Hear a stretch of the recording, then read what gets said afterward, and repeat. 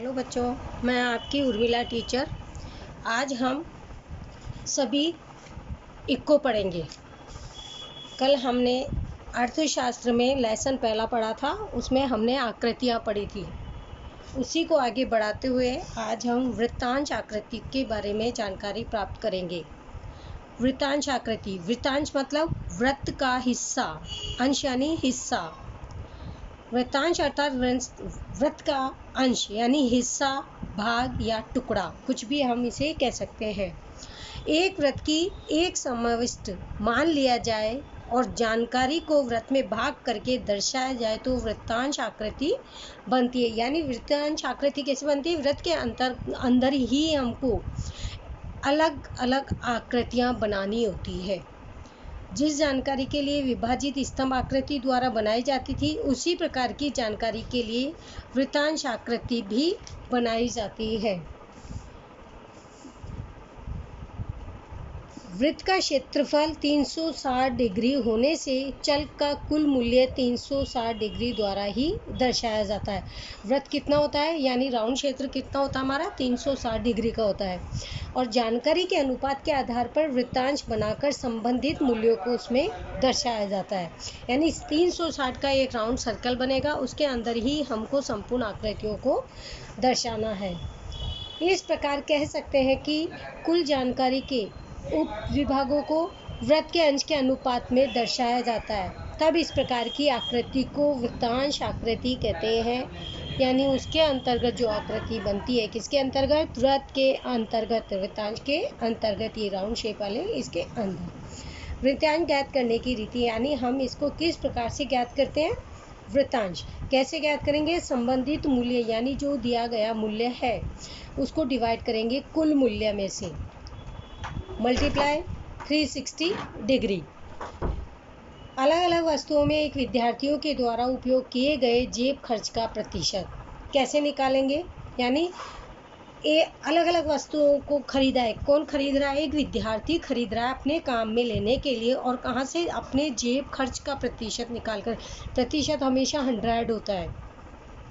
As example, वस्तु क्या है उसकी? पुस्तक। उसने पुस्तक पर 20% का खर्चा किया। अब इसमें वृत्तांश की गणना कैसे करेंगे? 20 मल्टीप्लाई 360। ये 360 कहाँ से आया? क्योंकि ये जो राउंड होता है, ये जो वृत्त होता है, ये संपूर्ण 360 डिग्री का कोण जिसे हम कहते हैं वो बनता है। और मल्टीप्लाई हमको इसी से करना है, क्योंकि ये रकम आपके पास दी हुई होगी, लेकिन ये आपको खुद को निकालनी होती है। उसमें भाग किसका देंगे? प्रतिशत का। प्रतिशत हमेशा क्या होता है? 100 होता है। तो हम कैसे निकालेंगे? 20 मल्टीप्लाई 360, इनको मल्टीप्लाई करके फिर हमें डिवाइड करना है 100 से, तो आपका कितना निकलेगा? 72। ये डिग्री क्यों है? क्योंकि 360 डिग्री का जो कोण बनता है हमारा वृत्तांश, इसके लिए हमें यहाँ पे लगानी होती है। स्टेशनरी उसने कितने में खरीदी? 5% उसने स्टेशनरी पे खर्च किए। तो 5 मल्टीप्लाई 360, यानी अब इसको 5 से गुणा करेंगे और जो संख्या आएगी उसमें हम भाग देंगे। आपको मैं करके ही बताती हूँ।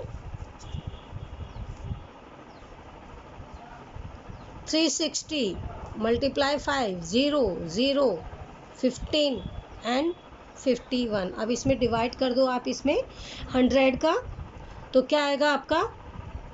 18 डिग्री। फिर उसने फ़ोन कंप्यूटर इस विद्यार्थी पर उसने कितने खर्चे करे? 30% के।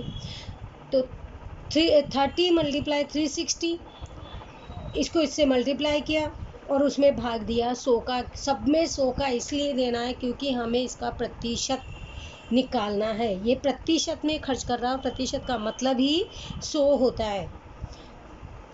फिर क्या आएगा हमारा? 108 डिग्री, यानी 108 आएगा। नाश्ते में उसने प्रतिशत कितने खर्च करे? 30%। ये सब 100 में से किए जा रहे हैं। 30 मल्टीप्लाई 360 डिवाइड करेंगे 100 में से, तो 108 यानी 108 डिग्री प्राप्त होगा। कपड़े में उसने 15% खर्च किए, तो 15 को 360 से गुणा करके इसमें 100 का भाग देने से हमारे निकलेंगे 54 डिग्री। अब ये 100 कैसे आएंगे? इन सबको, क्योंकि ये प्रतिशत है तो इन सबको हम जब टोटल करते हैं तो यहाँ 100 आते हैं। अब एग्जैक्ट आपका ये सही है या नहीं है, ये कैसे निकाला जाएगा?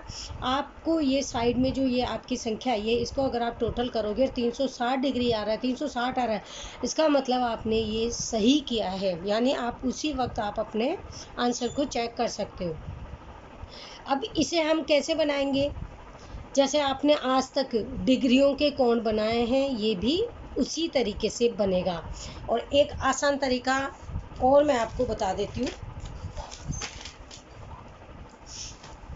ये तो हमारे, वैसे तो आप अपने इससे जो आप डिग्री से ये कोण वगैरह बनाते हो उनसे बन ही जाएगा, लेकिन अगर आपको वो चीज़ समझ में नहीं आती है तो आपके पास एक दूसरा तरीका भी है आपको बनाने का। ये मान लीजिए 360 राउंड शेप में आपका निकला है, ये कंप्लीट 360। इसका अगर हम हाफ कर देते हैं तो कितना निकलता है? 180, यानी आधा कर देंगे तो अब आपको कहाँ रखना है? आप कैसे डिग्री के कोण बनाते आए हो? सेंटर में रख के। तो सेंटर से सबसे पहले आपको क्या करना है? आप इसमें अपने अकॉर्डिंग बना सकते हो, छोटे से बड़ा भी बना सकते हो, बड़े से छोटा भी बना सकते हो, जैसे आपको सही लगे आप अपने अकॉर्डिंग बना सकते हो। 20 से भी स्टार्ट कर सकते हो, 5 से भी स्टार्ट कर सकते हो, कैसे भी कर सकते हो आप, क्योंकि आपको ये संपूर्ण इसी में ही बनाना है। नीचे कितने होते हैं? 180। ऊपर कितने होते हैं? 180। अब आप अगर 5 बना रहे हो, समथिंग मान लीजिए ये 5 का बन गया, 5 डिग्री, ये डिग्री लिखना भी आवश्यक है। सेकंड आपका बन गया 20।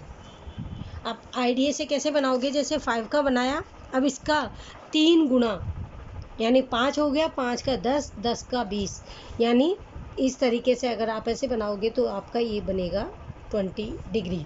अब ये 20 है, अब 20 से थोड़ा सा कम, ये मैं आइडिया बता रही हूँ आपको, अगर आप मन से ऐसा करना चाहें तो। वैसे तो आप उससे डिग्री से कौन से बनाएंगे तो आपका परफेक्ट बन जाएगा। ये 15 है। अब हमें इसको पेंसिल वाली लाइन को हटा देना है। ये जो हमने लाइन खींची थी, ये हमें इधर वाली रख के इधर वाली को हटा देना है। उसके बाद आपका कितना था? 30। अब 15 इतना है तो 15 से डबल कीजिए, यानी 30। अब ये दोनों जब 30-30 के बनेंगे हमारे, तो इन दोनों का इक्वल हाफ कर दो, तो ये हमारा बन जाएगा ये 30 डिग्री का, और ये भी हमारा 30 डिग्री का। अब ये जो हमारा वृत्तांश, ये तो था वृत्तांश। अब इसके अंदर जो बना है वो है वृत्तांश आकृति। अब इनको अलग अलग दर्शाया जाएगा, यानी किसी में आप शेड कर दो, किसी में लाइनिंग कर दो, किसी को आप छोड़ दो, इस प्रकार से, ताकि ये आपको अलग अलग चीज़ें दिखे। और जो चीज़ आपने, जैसे ये मान लीजिए ये आपने लाइन खींची है पुस्तक में, पुस्तक कितनी हमारी? 20, तो 20 में ये जो लाइन खींची है आपने, तो आप इधर के ब्लॉक में भी, जो आप हमेशा ग्राफ में भी करते आए हो, तो आपको इधर बॉक्स बनाना है, और बॉक्स में ऐसी लाइन खींच करके उसके पास में आपको ये लिखना है पुस्तक, ताकि ये जानकारी प्राप्त हो, इससे मालूम चल जाए कि आपने जो ये पुस्तक बनाई है वो इस तरीके की लाइन है। फिर दूसरी में चेक्स है, स्टेशनरी में, यानी 5 ये जो बनाई है ये वाली, इसमें आपने ये चेक्स बनाए हैं। और ये सब चीज़ें हम इसलिए बनाते हैं ताकि देखने में भी आकर्षित लगती है और सामने वाले को अच्छे से समझने में भी आ जाता है। ये थी हमारी स्टेशनरी। इस प्रकार से हम इस पूरे वृत्तांश की आकृति को बनाते हैं। अब हम देखेंगे, ये तो हमारा ये डायग्राम बन गया वृत्तांश की आकृति। अब है वृत्तांश आकृति बनाते समय हमें किन बातों को ध्यान में रखना आवश्यक है। सबसे पहले वृत्त का कुल क्षेत्रफल कितना होता है? 360 डिग्री। सबसे मेन बात यही है इसमें कि ये 360 डिग्री का होता है। आप ये लास्ट वाले में जो इधर आपकी जो संख्या ये, अगर वो टोटल में 360 आ रही है, इसका मतलब आपका आधे से ज़्यादा तो ये वहीं पे करेक्ट है। सेकंड है, जानकारी को प्रत्येक संबंधित मूल्य के आधार पर वृत्तांश ज्ञात किया जाता है। यानी हर जो जानकारी ये जो दी हुई है, प्रतिशत खर्च जो दिया होता है, प्रत्येक संबंधित विभाग के वृत्तांशों का योग 360 ही होना चाहिए। यानी जो लास्ट में जो टोटल है, ये जो हमने बीच में किया है इनको मल्टीप्लाई, वो 360 ही सब में इक्वल आएगा।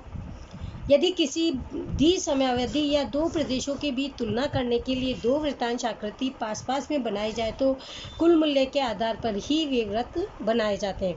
छोटे अंक वाली जानकारी के लिए छोटा वृत्त और बड़े अंक वाली जानकारी के लिए बड़ा वृत्त बनाया जाता है। ये कहना ऐसे चाह रहे हैं कि अगर मान लीजिए जैसे पास पास में आपने आकृतियाँ बनाई, सेम वही अगर वृत्तांश में भी दो वृत्तांश की आकृति अगर आपको बनानी आ जाए, वैसे आती नहीं है बट फिर भी नॉलेज के लिए अगर आ जाए, तो या तो हम इसके पास में एक छोटा वाला बना लेंगे या फिर अंदर एक छोटा, उसमें कम संख्या वाला रखें और बाहर वाले में बड़ी संख्या वाला रखेंगे।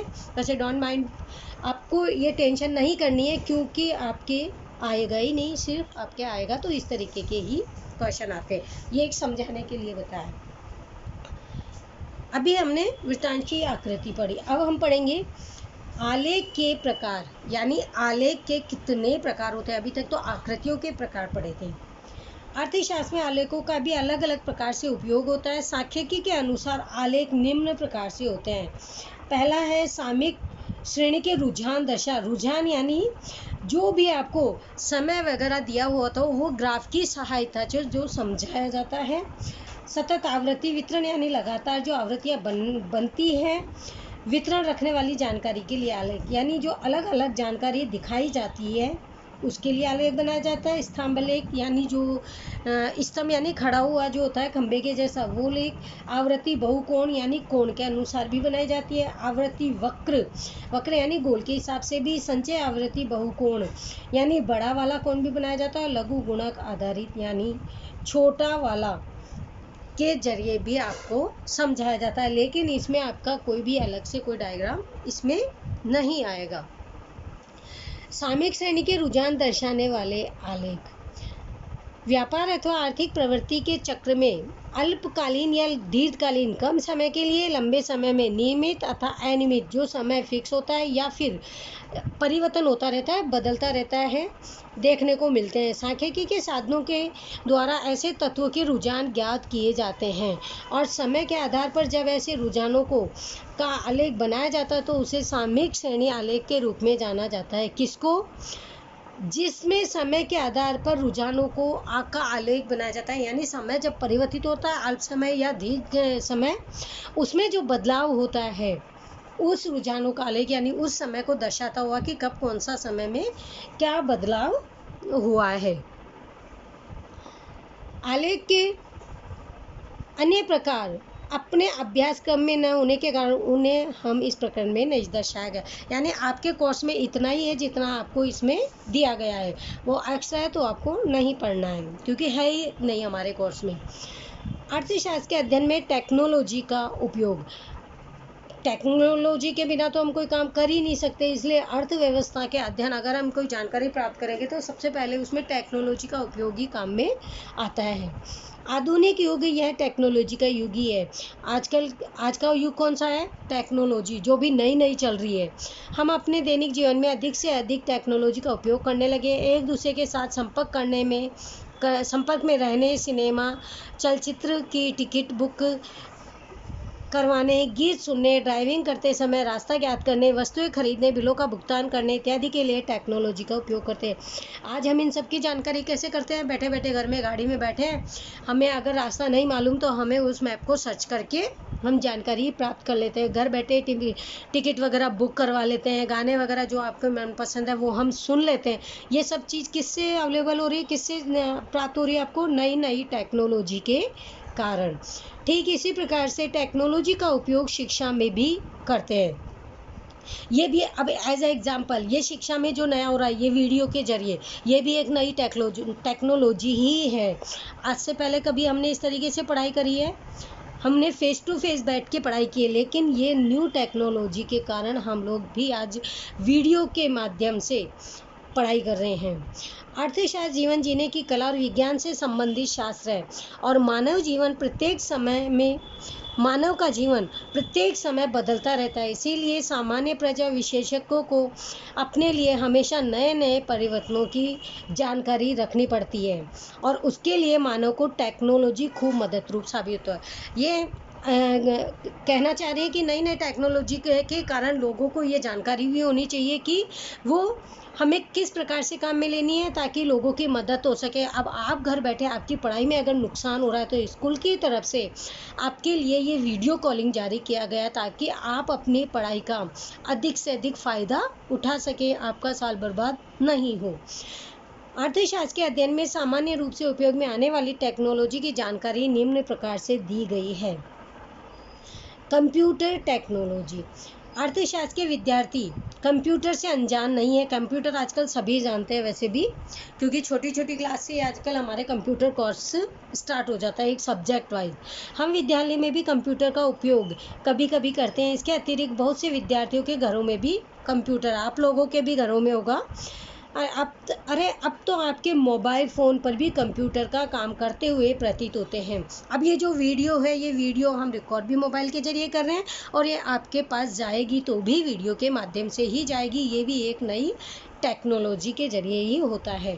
हम अपने अध्ययन में कंप्यूटर का उपयोग विविध प्रकार से कर सकते हैं। कंप्यूटर का उपयोग भी काफ़ी काम आता है और कैसे कर सकते हैं, इसमें फर्स्ट है प्रेजेंटेशन बनाने तैयार करने के लिए अर्थशास्त्र के सिद्धांत या अटपटी सांख्यिकी की जानकारी को पावर पॉइंट प्रेजेंटेशन द्वारा खूब सरलतापूर्वक समझा जा सकता है। उदाहरण स्वरूप अंदाज पत्र को समझने के लिए सिर्फ 3 ही स्लाइड बनाकर हम उसे समझ सकते हैं। एक स्लाइड में अंदाज पत्र का अर्थ एवं उसके खाते, यानी अंदाज पत्र होता क्या है और उसे खाते जो आपने अपने अकाउंट्स में भी पढ़े हैं। दूसरी स्लाइड में अंदाज पत्र के खातों की जानकारी और तीसरी स्लाइड में अपने देश का अंदाज पत्र दर्शाकर पूरे प्रकरण की सरलता से समझा जा सकता है और उसे शीघ्रता से याद भी कर सकता है। मैं एग्जाम्पल के जरिए आपको समझाना चाहूँगी कि जैसे कंप्यूटर में हम क्या करते हैं, प्रेजेंटेशन किसी भी चीज़ के लिए, मान लीजिए कोई चीज़ आपको तैयार करनी है तो आप उसमें प्रेजेंटेशन में कैसे बनाओगे। सबसे पहले उसमें सामग्री क्या है, सामग्री कौन कौन सी है। आप सबसे ऊपर, जैसे हम खाने की बात कर रहे हैं तो ऊपर ही ऊपर सबसे पहले आप नाम लिखेंगे कि आप कौन सी आपको रेसिपी बनानी है। फिर रेसिपी के बाद आपको सामग्री के बाद में आपको विधि, यानी आपको उसमें कितना क्या क्या चाहिए, कौन कौन सी वस्तुओं की आपको आवश्यकता होगी और उसमें फिर किस प्रकार से बनाया जाएगा और उसे हम किस प्रकार से काम में लेंगे। इस तरीके से प्रेजेंटेशन तैयार किया जाता है। Excel worksheet. अर्थशास्त्र में बड़े पैमाने पर सांख्यिकी जानकारी का उपयोग होता है। संशोधन करने वाले विषय अत्यंत बड़े पैमाने पर सांख्यिकी जानकारी की जांच करते हैं। जैसे कि जब हम भारत में छोटे पैमाने के उद्योगों को द्वारा उत्पादित चीज़ वस्तुओं की जानकारी प्राप्त करने का प्रयास करते हैं तब हमें असंख्य चीज़ वस्तुओं के उदाहरण मिलते हैं। यानी छोटे पैमाने पर जब छोटे छोटे जो उद्योग होते हैं छोटे पैमाने पर, अब उनके द्वारा जो वस्तुओं का उत्पादन किया जाता है तो हम और अच्छी चीज़ों की जानकारी भी प्राप्त करना चाहते हैं कि अगर हम इसे अधिक उत्पादन करेंगे तो किस प्रकार से कर सकते हैं। इस प्रकार की जानकारी कंप्यूटर प्रोग्राम एक्सेल सीट में रखकर उसका योग, औसत, सहसंबंध, विषयांक, मूल्य मिनट में प्राप्त कर सकते हैं। यानी पूरी उसकी जानकारी हमें ऐसे लिख करके नहीं, हम डायरेक्ट कंप्यूटर के माध्यम से कर सकते हैं जिससे हमारा समय भी बचता है। एक्सेल सीट या सांख्यिकी जानकारी को प्रोसेस करने के लिए प्रोग्राम में प्राप्त जानकारी के लिए विविध प्रकार की आकृतियों को भी एक्सेल सीट में सरलतापूर्वक बनाया जा सकता है। थर्ड पॉइंट है आकृति और अलग बनाने के लिए प्रोग्राम। कंप्यूटर टेक्नोलॉजी में अनेक प्रोग्राम हैं जिसके द्वारा अर्थशास्त्र की विविध आकृतियाँ और आलेख बनाए जाते हैं। आजकल तो बच्चों को डायग्राम यानी ड्राइंग की जो क्लासेज होती है वो भी हम उसके कंप्यूटर के माध्यम से ही सिखा सकते हैं। सामान्य वर्ड फाइल में पूर्ति रेखा और मांग रेखा जैसे सरल आकृतियाँ भी बनाई जा सकती है। एक्सेल सीट के द्वारा सांख्यिकी जानकारी के लिए आकृति और आलेख सचोट माप के अनुपात में, सचोट यानी एकदम सही माप से अनुपात में बनाया जा सकता है। परंतु इसके लिए हमें किस प्रकार की आकृति चाहिए, उसके लिए कौन सा फॉर्मूला उपयोगी है, उसकी जानकारी भी हमें होनी चाहिए। हम कंप्यूटर जब भी चलाएंगे जब हमको कंप्यूटर चलाने का नॉलेज होगा और उसके प्रति थोड़ी बहुत जानकारी होगी, तभी हम कंप्यूटर में हम जो सर्च करना चाहेंगे या हम जो फाइल बनाना चाहेंगे या जो प्रोग्राम सेट करना चाहेंगे वो सब पहले हमें आना चाहिए। फोर्थ पॉइंट है अध्ययन सामग्री सुरक्षित रखने के लिए। अर्थशास्त्र के अध्ययन हेतु असंख्य सामग्री की जरूरत पड़ती है। इसके लिए असंख्य सामग्री यानी बहुत सारी। इसके अतिरिक्त अर्थशास्त्र के उच्च अभ्यास के लिए यानी अच्छे अभ्यास के लिए, अच्छी जानकारी के लिए या संशोधन के लिए यानी खोजबीन करने के लिए इस प्रकार की सामग्री अनिवार्य होती है। इस प्रकार की सामग्री को नोटबुक या किताबों में सुरक्षित रखने के लिए स्थान और देखभाल की आवश्यकता होती है। पहले क्या करते थे, जब टेक्नोलॉजी नहीं चली थी तो पहले के टाइम में हम नोटबुक में लिख कर रखते थे, लेकिन तो कभी वो चीज़ हमें सही समय पर मिल भी सकती है या कुछ समय बाद वो ख़राब हो जाती है, फट जाती है, गल जाती है। लेकिन अब नई टेक्नोलॉजी होने के कारण हमें इनकी आवश्यकता नहीं पड़ती, क्योंकि रखी हुई चीज़ कुछ समय के बाद कागज़ ही है, कागज़ तो ख़राब हो जाता है। लेकिन अब हमें नई टेक्नोलॉजी जब से मिली है तब से हम क्या करते हैं, अपनी सारी सामग्री यानी जो भी हमारे नए डॉक्यूमेंट्स वगैरह हम सब कंप्यूटर में सेव करके फाइल में रख देते हैं, क्योंकि नमी, दीमक, कीड़े मकोड़े इत्यादि नुकसान होने का भय बना रहता है। परंतु हम इस प्रकार की सामग्री को कंप्यूटर में सुरक्षित रख सकते हैं। इसके अतिरिक्त हार्ड डिस्क या पेन ड्राइव में रखकर भी उसे कहीं भी ले जा सकते हैं। जैसे पूरी आप अपनी इन्फॉर्मेशन, आपने जो भी सर्च की है, आप एक छोटी सी पेन ड्राइव में उसको डाल करके आप जहाँ मन हो वहाँ ले जाओ और अपने हिसाब से आप उसको खोल सकते हैं। इसके अतिरिक्त ईमेल में सुरक्षित करके उसे दुनिया के किसी भी छोर पर पढ़ सकते हैं। यानी अगर ईमेल में भी हम उसको डाल देते हैं तो ईमेल के जरिए भी हम दूसरी जगह से ही पढ़ सकते हैं।